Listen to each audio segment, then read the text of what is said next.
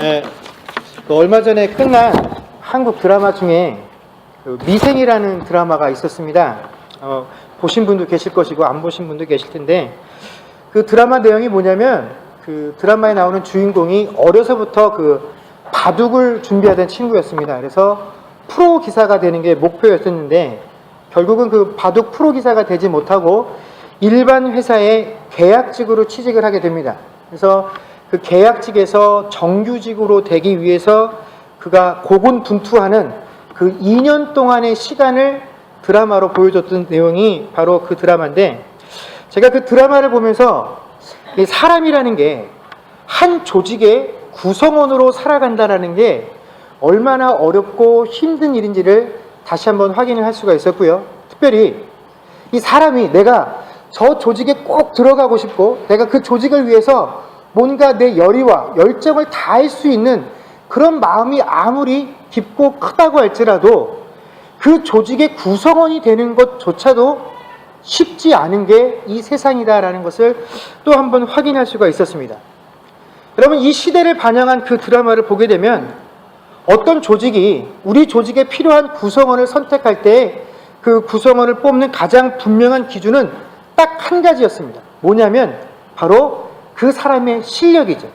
그것도 어느 정도 되는 실력이 아니라 아주 탁월한 실력을 갖춘 사람만이 그 조직의 구성원이 될 수 있는 자격을 가질 수 있다라는 것입니다.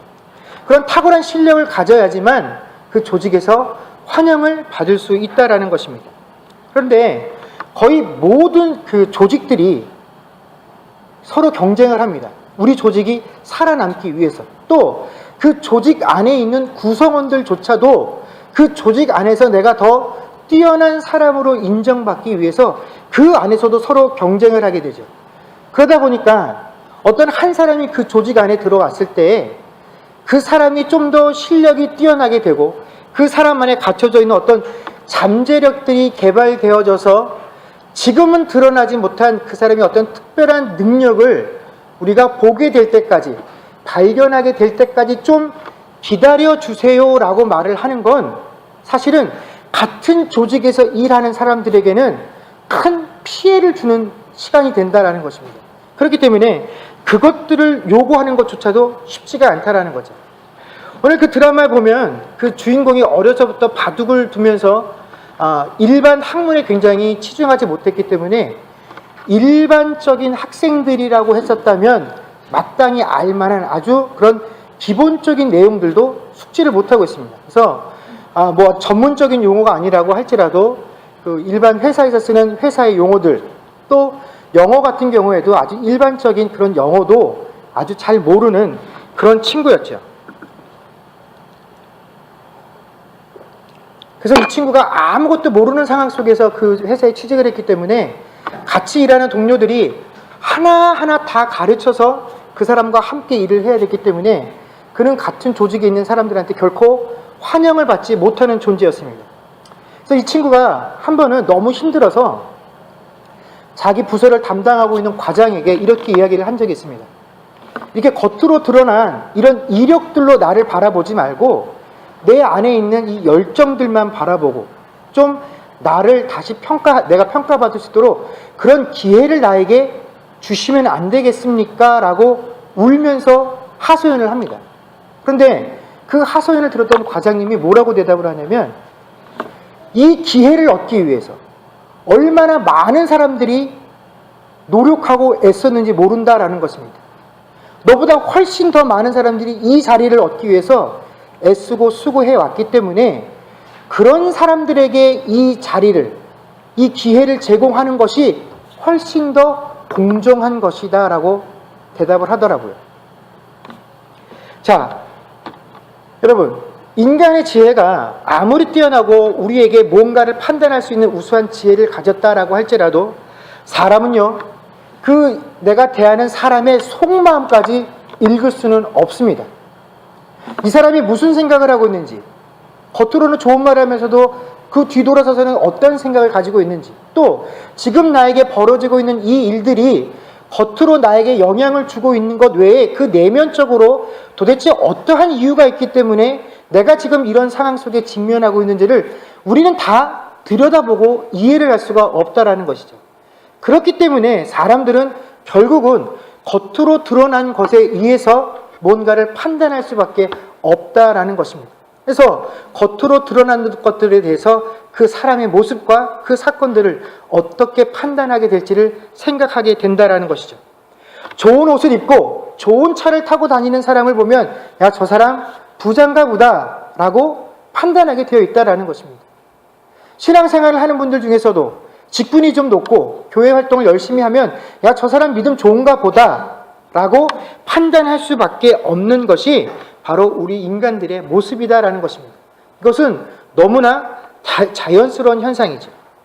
그러나 동시에 우리가 겉으로 드러난 것들을 보고만 판단할 수밖에 없다라는 것은 이 인간들이 얼마나 제한적인 존재이고 얼마나 유한한 존재이며 얼마나 연약한 존재인지를 드러내는 중요한 증거가 된다라는 것입니다. 여러분, 이스라엘이 사사시대를 거쳐서 왕정으로 넘어가게 되었을 때에 그 이스라엘의 첫 번째 왕으로 세움을 받은 사람은 사울이었습니다.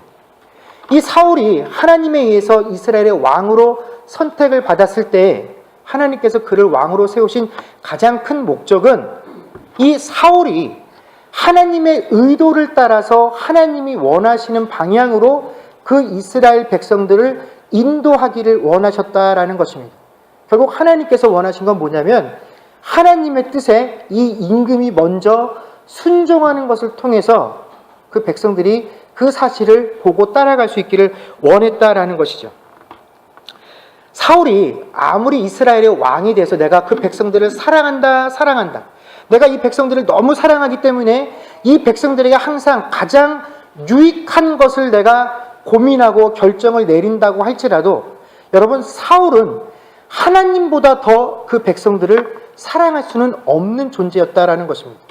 또 사울이 내가 이스라엘의 왕이니까 내가 이 나라를 통치하는 것처럼 보인다고 할지라도 그 역시 하나님께 통치받는 피조물 중에 하나일 뿐인데 단지 내 위치는 왕이고 나머지 백성들은 일반 백성일 뿐이다라는 그 사실을 그가 이해하지 못했을 때 그는 하나님께로부터 부여받았던 왕이라는 자리에서 다시 쫓겨나게 되었다라는 것입니다. 그 이후에 하나님께서 이스라엘의 선지자였던 사무엘을 통해서 이스라엘의 새로운 왕을 세우겠다라고 말씀을 하신 후에 그 사무엘을 베들레헴의 이새라는 사람의 집으로 보내십니다. 자, 이 베들레헴에 도착한 사무엘이 이새를 또 그 가족들을 이유를 설명하지 않은 채로 너희들의 몸을 정결하게 한 이후에 제사에 참여하라라고 초청을 합니다. 그리고 그 제사 자리에 다윗을 제외한 다윗의 형제 7명이 그 아버지 이새와 함께 참석을 하게 되죠. 자, 과연 이들 중에서 누가 다음 때의 이스라엘 왕이 될 것인지, 내가 이 일을 하기 위해서 이 자리에 왔기 때문에 아마 사무엘은 자기 앞을 지나가고 있는 그 이새의 아들들 7명을 예사롭지 않은 눈빛으로 깊은 기대를 가지고 그들 한 명 한 명을 쳐다보면서 관찰을 했을 것입니다.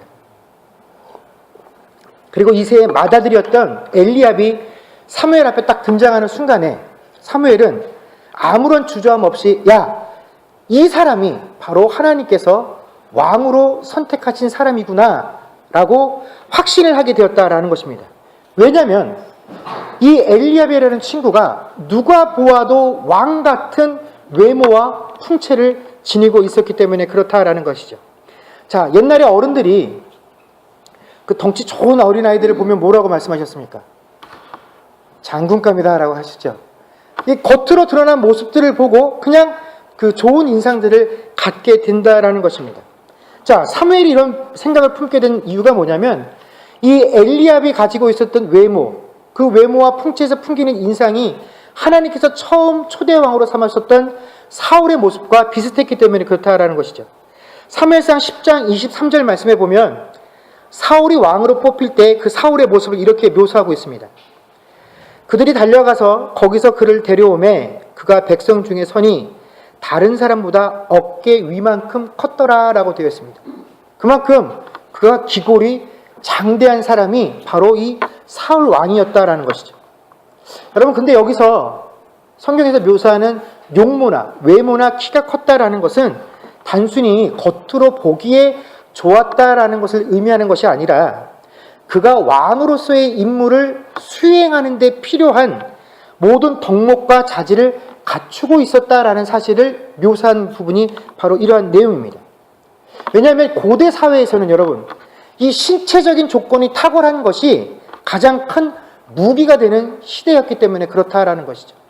많은 전쟁을 치를 때 그 많은 군사들을 이끌고 앞에 서서 적에게 위협을 줘야 되는 그 지도자가 되는 장수들, 왕은 분명히 상대방이 그의 기골이 장대함들만을 보고도 위축되고 겁을 먹을 만한 그런 외모와 인상들을 가지고 있어야 하기 때문에 그렇다라는 것입니다.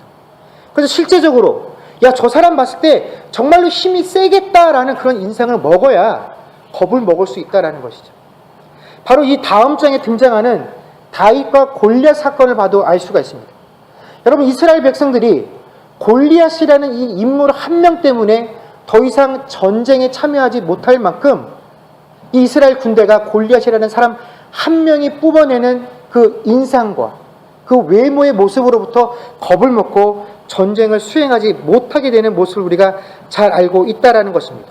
자, 이렇게 하나님의 뜻을 가장 잘 알고 실천하게 된다라고 하는 선지자여 제사장이었던 이 사무엘조차도 겉으로 드러난 그 모습 앞에 마음과 신경이 빼앗기는 것은 어쩔 수 없는 것이었다라는 것입니다.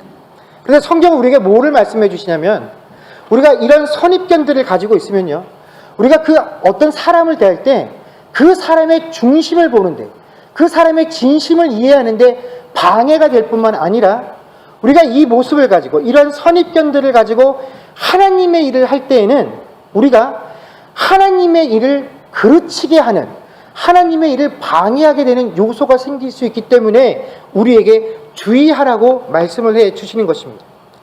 이렇게 잘못된 선입견들을 가지고 잘못된 결과를 만들어낸 대표적인 사건이 뭐냐면 바로 야곱과 에서에 관한 문제입니다. 여러분, 우리가 잘 아는 것과 같이 이 에서와 야곱은 쌍둥이로 태어났습니다. 물론 쌍둥이들 중에는 그 외모적으로도 아주 다른 모습과 성격들을 가지고 태어나는 사람들이 많이 있죠. 자, 이 에서하고 야곱이 태어날 때도 분명한 구별이 있었습니다. 에서는 태어날 때부터 그 온 몸이 붉은색을 띠고 있었다라고 합니다. 마치 붉은 털로 뒤덮인 것과 같이 온 몸이 붉게 물들어 있었던 것이 에서가 가지고 있는 외모의 특징이었죠. 그러다 보니까 동생 야곱은 상대적으로 에서보다 어떻게 보입니까? 좀 곱상하게 보이고 부드럽게 보이는 인상을 풍기게 되었다라는 것입니다. 그래서 창세기 25장 27절에 보면 그 둘을 이렇게 비교를 하죠. 그 아이들이 장성함에 에서는 익숙한 사냥꾼이었으므로 들사람이 되고 야곱은 조용한 사람이었으므로 장막에 거주하니. 그래서 저희가 이 에서는 마치 우락부락한 사람, 온몸에 털이 많아서 하루 종일 산으로 들로 사냥을 하러 다니는 사람이고, 이 야곱은 몸이 아주 허약한 사람, 얼굴색도 마치 햇빛도 제대로 보지 못한 창백한 인물처럼 늘 장막에서 어머니 일이나 도와주는 것과 같은 허약한 사람으로 이해를 하고 있는데 전혀 그런 사람은 아니었습니다. 자, 이 야곱이 아버지와 형을 속이고 나서 밧단 아람으로 피신을 갈 때 그의 나이 이미 80이 넘었을 때였습니다. 그런데 그 밧단 아람으로 가서 처음으로 라헬을 만났을 때 야곱이 거기서 어떻게 합니까? 힘자랑을 하죠. 우물 입구를 막고 있는 바위를 어떻게 합니까? 혼자 밀어서 그 바위 우물의 입구를 치워버립니다. 여러분, 나이 80에 바위를 굴리는 게 보통 장사가 아니고서는 할 수 없는 일이죠. 야곱도 그만큼 힘이 센 사람이었습니다. 그런데 왜 우리의 인식 속에 야곱은 허약하고 약하고 성격도 조용한 사람, 에서는 우락부락하고 성격이 다혈질인 사람처럼 이해를 하냐면 그 사람이 가지고 있는 외모의 특징 때문에 그렇다라는 것입니다. 자, 두 사람이 있는데 한 사람은 항상 한쪽보다 어떤 인상을 줍니까? 강렬한 인상을 준다라는 겁니다. 보기만 해도 저 사람은 내가 싸우면 질 것 같은 인상을 풍기게 된다라는 것이죠. 그게 에서입니다. 그래서 사람들이 에서를 볼 때마다 야, 에서 앞에서는 길을 못 보겠어. 에서 앞에만 가면 괜히 주눅이 들어. 에서 앞에 가서는 힘을 못 쓰겠어. 이런 이야기를 그 에서의 아버지인 이삭이 계속 듣게 된다라는 것입니다. 그게 이삭의 기쁨이 되는 거죠. 야, 이삭이 생각할 때 에서가 족장이 되면 다음 때 모든 사람들이 그 에서의 권위에 항복하겠구나. 에서가 다음 때에 족장이 된다라면 누구도 그의 권위에 도전하지 않고 그를 좋은 족장으로 모실 수 있겠구나. 이것이 이삭에게도 에서에게도 야곱에게도 점점 각인이 된다라는 것입니다. 그래서 이삭이 어떠한 사실을 잊어버리게 됩니까? 이미 그들이 복중에 있을 때부터 하나님께서 큰 자가 작은 자를 섬기게 될 것이다라는 하나님의 계획을 어떻게 해요? 잊어버리고 무시하게 되더라라는 것입니다. 여러분, 우리가 세상을 살아갈 때 겉으로 드러나게 되는 그 외모적인 환경과 조건들을 볼 때 우리가 주의해야 될 것이 뭐냐면 바로 우리가 그것들에 너무 익숙해지게 되면 하나님의 계획들과 하나님의 뜻을 방해하는 사람들로 내가 사용받을 수 있기 때문에 여러분, 우리가 겉으로 보이는 것들로 모든 것들을 판단하는데 조심을 해야 한다라는 것입니다.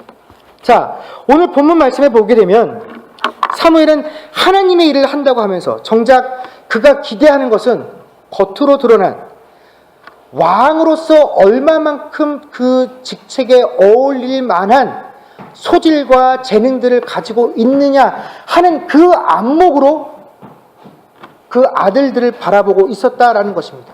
그래서 자신이 생각하고 있었던 그 기준과 안목에 합당한 사람이 등장하니까 야, 네가 하나님이 선택한 그 사람이로구나 라고 판단을 하게 됐는데 하나님께서 오늘 뭐라고 말씀하십니까?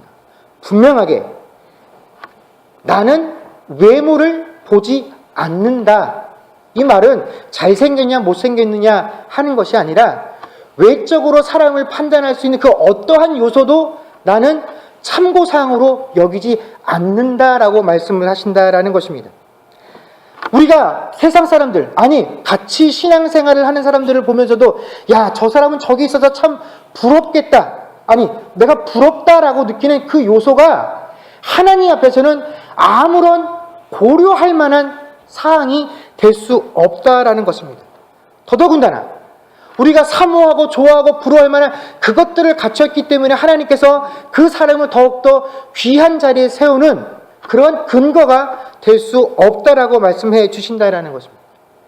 그렇다면 하나님께서는 하나님의 백성들이 이 땅에서 성공하는 삶을 사는 것을 싫어하시느냐, 부와 명예를 얻는 것을 싫어하시느냐, 그런 것과는 아예 담을 쌓고 살아야 하느냐, 그런 것은 아닙니다. 문제는 뭐냐면 우리가 세상에 살아갈 때 세상 사람들과 마찬가지로 우리가 추구하는 그 사항들이 하나님 앞에서 우리를 더욱더 특별한 존재로 보이게 하지 않는다라는 사실을 우리가 알아야 한다라는 것입니다. 만약에 하나님께서 우리를 통하여 뭔가를 이루시고 계획이 있고 우리를 통하여 뭔가를 바꾸시기를 원하시는데 그 이유가, 내가 거기 쓰임받아야 하는 이유가 지금 내가 어떠한 환경을 가지고 있기 때문에, 어떠한 재주를 가지고 있기 때문에, 어떠한 재능을 가지고 있기 때문에 하나님께서 나에게 그 일들을 맡기시는 게 아니다라는 사실을 강조하시는 것입니다. 그렇기 때문에 지금 우리가 그러한 요소들을 갈망하는 것, 하나님, 그래서 내가 이러이러한 것들을 더 갖추기를 원합니다 라고 하는 그러한 요구로부터 우리가 자유로워야 한다라는 것에 대해서 말씀을 해 주시는 것입니다. 그리고 오히려 우리가 그런 것들을 추구하고 그런 것들을 갈망하게 될 때 우리의 삶이 하나님의 계획들을 방해하는 삶이 될 수 있음을 우리에게 경고해 주시는 것입니다. 그렇다면 하나님께서 정말로 중요하게 여기시는 것은 무엇이냐? 하나님은 외모를 보지 아니하시고 뭘 보신다고요? 중심을 보신다라고 말씀을 하셨습니다. 자, 여기서 중심이라고 표현되어진 이 단어는 우리의 마음을 의미하는 단어입니다. 근데 여러분, 사실 우리가 외적인 조건을 충족시키는 것보다 우리의 이 내면적인 조건을 충족시키는 것이 사실은 더 어렵고 힘든 일입니다. 겉으로 보이는 것은 누가 보아도 어느 정도 수준에 도달했다라는 것을 판단할 수 있지만, 우리가 이 내면적인 것들은 사약 판단하기가, 기준을 정하기가 어렵기 때문에 이 내면적인 조건을 충족하는 것이 사실은 더욱더 어렵지요. 그러나 하나님께서는 분명한 기준, 그것 한 가지를 우리에게 말씀해 주고 계십니다. 그것이 뭐냐면 사무엘상 15장 17절의 말씀입니다. 사무엘이 이르되 왕이 스스로 작게 여길 그때에 이스라엘의 지파의 머리가 되지 아니하셨나이까? 여호와께서 왕에게 기름을 부어 이스라엘 왕을 삼으셨다라고 말씀하고 계십니다. 자, 이미 왕의 자리에서 쫓겨난 이 사울이 어떻게 했을 때 하나님 앞에 왕으로 세움을 받았느냐? 그것은 자기 스스로를 작은 자로 여길 때 하나님께서 그를 왕으로 세우셨다라는 것입니다. 그가 처음 왕으로 뽑혔을 때 그가 뭐라고 하나님 앞에 고백을 했냐면, 하나님, 저는 이스라엘 모든 지파 중에서 가장 작은 지파인 베냐민 지파입니다. 그리고 그 베냐민 지파 안에서도 가장 작은 집안의 사람인데 어떻게 제가 감히 왕이 되어서 이 백성들을 통치할 수 있겠습니까?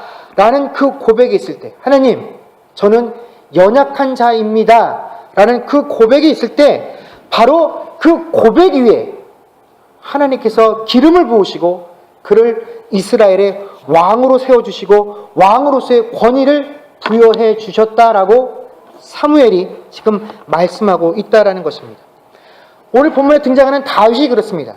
여러분, 사무엘 앞에 아버지 이새가 7명의 아들을 불러다 소개를 합니다. 왜 이 위대한 선지자가 나의 아들들을 보기를 원하는지 그 정확한 이유는 알지 못합니다. 그러나 이런 위대한 선지자가 내 아들들을 보자고 하는 것만으로도 집안의 큰 영광이지 않겠습니까? 근데 왜 굳이 그 8명의 아들을 다 부르지 않고 7명의 아들만을 부르고 막내 다윗은 양을 치는 곳에 남겨두었을까요? 그것은 이 아버지 이새가 보기에도 형 7명은 이 선지자 앞에 내어놓고 보여주기에 나름대로 만족스럽고 떳떳했기 때문에 그렇다라는 것입니다. 이 아들 7명은 내가 어디에 내어놓아도 창피당할 일이 없어. 자신 있어. 그러나 막내 아들 다윗은 어떻다라는 것입니다. 뭐 부끄럽지는 않을 정도일지라도 지금 내가 이 아들을 이 위대한 선지자 앞에 내어놓고 이 사람과 인간적인 관계를 맺는 것보다는 차라리 집안의 양떼를 지키는 것이 훨씬 더 유익한 존재야. 넌 그 정도밖에 안 되는 아이야. 아직은. 그것이 다윗으로 하여금 그곳에 남아서 양떼를 치게 만드는 자로 삼았다라는 것입니다. 그런데 중요한 것은요, 다윗이 그런 아버지의 판단을 인정했다라는 것입니다. 아버지, 왜 저는 그 자리에 가면 안 됩니까? 저도 그 자리에 참석하고 싶습니다가 아니라, 형들은 마땅히 그 자리에 참석해야죠. 형들은 그럴만합니다. 그러나 저는 아직 그럴만한 자리가 되지 못합니다. 저까지 가버리면 우리 집안의 양떼는 누가 지킵니까? 이 양떼를 지키라고 하는 그 아버지의 명령이 훨씬 더 합리적입니다.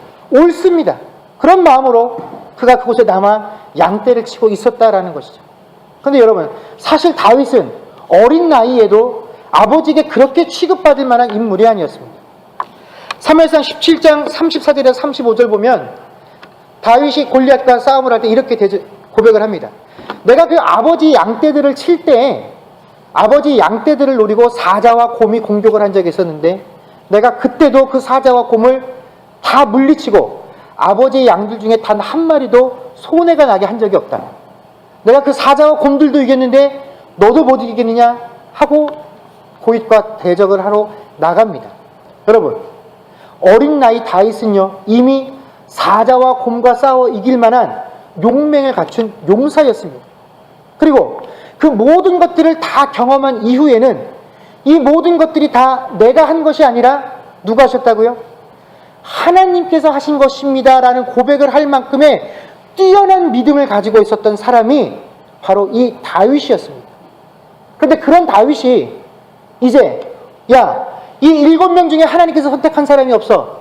마지막 막내를 불러와라 하고 그에게 다음 때 왕이 되어주는 기름을 부어주었을 때, 여러분, 과연 그 중에 몇 명이나 다윗이 기름 부음을 받았을 때 그 상황을 납득할 수 있었겠습니까? 형들이라고 해서 그 사실을 다 인정할 수 있었겠습니까? 아버지라고 해서 그 사실을 인정할 수 있었겠습니까? 그렇다면 마땅히 다윗이 아버지가 몰라서 그렇고 형들이 몰라서 그렇고 여러분들이 몰라서 그러는데, 사실 저는요, 이 일을 감당할 만한 충분한 경험이 있는 사람입니다. 이미 사자와 곰으로부터 양떼들을 지킨 경험이 있고요. 나는 그 모든 것들이 다 하나님께서 해주신 것임을 고백할 만한 믿음을 갖춘 믿음의 일꾼입니다 라고 고백을 할 수 있었지만, 나는 정당합니다 라고 자기 자신을 어필할 수 있었지만, 다윗은 결코 그렇게 하지 않았다라는 것입니다. 왜 그렇습니까? 지금까지 내가 했던 그 경험들이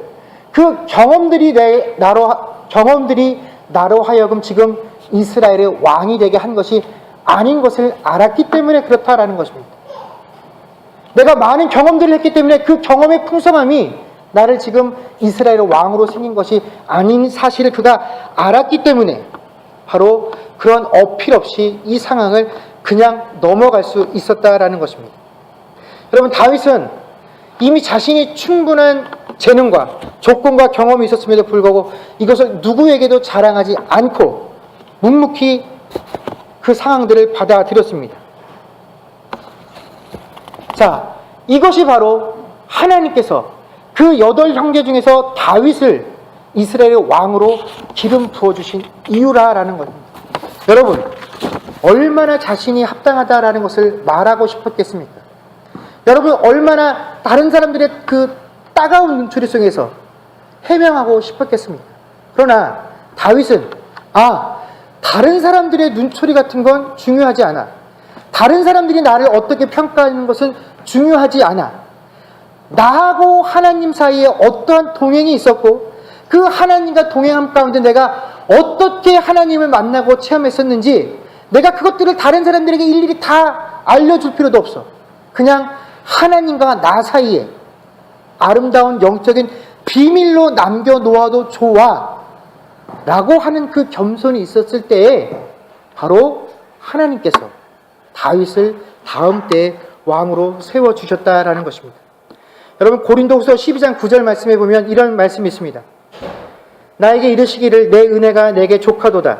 이는 내 능력이 약한 데서 온전하여 짐이라 하신지라. 그러므로 도리어 크게 기뻐함으로 나의 여러 약한 것들에 대하여 자랑하리니 이는 그리스도의 능력이 내게 머물게 하려 함이라. 아멘. 여러분, 이 말씀은 같은 하나님의 백성들 중에서도 어떤 사람은 가진 재능이 더 많고 어떤 사람은 상대적인 재능이 적어서 그 상대적으로 재능이 적은 사람들을 위로하려고 주신 말씀이 아니라 실제로 하나님께서 하나님의 백성들을 통해서 이 땅을 통치해 나가는 하나님의 유일한 방법으로 우리에게 소개를 해 주신 것입니다. 그런데 주님의 능력의 특징은 뭐라고요? 우리가 연약하면 연약할수록 더 크게 드러나는 것이 하나님의 능력의 특징이다라고 말씀해 주고 계십니다. 그래서 사도 바울도 너희들은 나한테 왜 그렇게 약점이 많냐라고 내 약점들을 지적하지만 난 그래서 기쁘구나. 너희들이 볼 때 내가 이렇게 연약한 점이 많다라고 말을 하니 난 그래서 기쁘구나. 왜? 그 내 연약함 자리자리마다 하나님의 강함이 머물러 계실 것을 내가 알기 때문에 난 참으로 기쁘고 좋다라고 말을 하고, 지금 이 순간에도 내 안에 누군가 넌 그게 있어서 좋겠다라고 말을 하면 내가 그것을 버리고 싶다라고 말을 한다라는 것입니다. 왜요? 내가 연약해야지만 바로 그 연약함의 자리에 하나님의 능력이 머물 수 있기 때문에 내가 그 하나님의 능력이 내 삶 가운데 머물게 하기 위해서라면 나는 얼마든지 연약한 자로 서고 싶고 연약한 자로 다른 사람들에게 보이고 싶은 것이 바로 이 사도 바울의 고백이었기 때문에 그렇다라는 것입니다. 여러분, 세상을 살아나가는 우리 모두는 내가 이룰 수 있는 이 모든 것들이 내가 가지고 있는 실력과 능력으로부터 나온다라고 생각을 합니다. 그래서 우리는 지금도 끊임없이 하나님에게 하나님, 내가 하나님의 자녀로서 이 땅에서 무시당하지 않고 살려면, 그들에게 존귀 여김을 받으면서 살기 위해서는 하나님, 제가 실력이 있어야 돼요. 하나님, 제가 능력이 있어야 돼요. 하나님, 제가 이게 있어야만 돼요. 그러니 제게 이것을 허락해 주십시오라고 기도하고 간구합니다. 그러나 하나님은 그게 아니다라고 말씀하십니다. 너에게 정말 필요한 것은 그런 것들이 아니라 나라고 하나님께서 말씀하십니다. 네 삶에 내가 있어야 돼. 그래야 네가 능력 있는 삶을 살 수가 있다.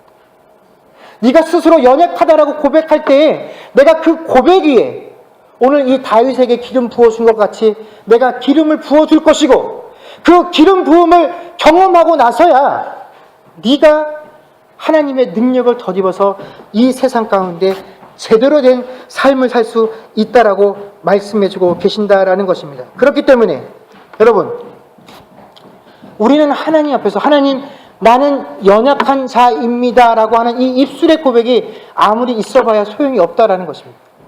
실제로 삶 속에서 하나님, 내가 연약합니다라는 그 고백이 있어야 그 연약함 자리 가운데 하나님께서 들어오실 수 있다라는 것입니다. 여러분, 마치 다윗이 자신의 형들은 그 가장 귀한 자리에 불림을 받았으나 자기 자신은 이 허드렛 일과 같은 일을 감당함에 있어서도 내가 선 이 자리에 하나님께서 함께 하시기에 이것조차도 귀한 일입니다. 이 허드렛 일이 당연히 내 몫입니다 라고 말하는 그 자세, 그 삶의 자세가 바로 이 고백인 것입니다. 하나님, 저를 낮춥니다. 제가 겸손으로 하나님 앞에 서기를 원합니다 라는 것입니다. 바로 우리가 그럴 때 하나님께서 우리가 어떠한 자리에 서 있든지 간에 우리를 가장 영광스러운 자리, 가장 존귀한 자리로 불러주시고 우리를 업수히 여겼던 그 원수들 앞에서 우리에게 기름을 부어주시고 우리를 영광스러운 자리로 세워주실 줄로 믿습니다.